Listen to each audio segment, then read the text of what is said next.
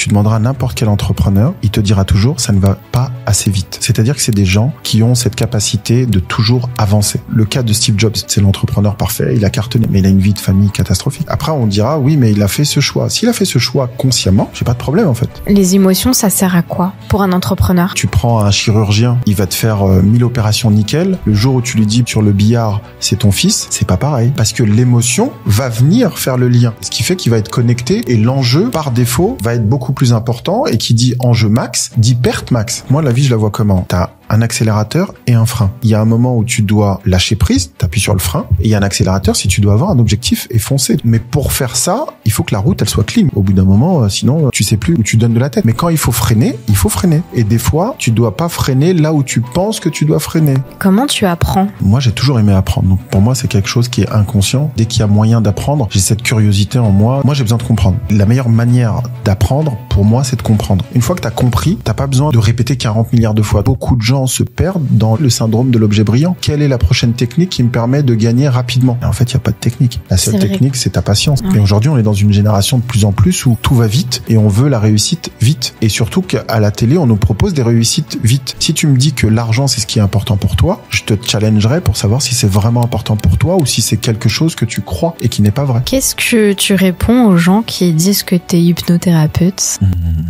Je viens t'embêter, c'est parti. Alors, pour moi, c'est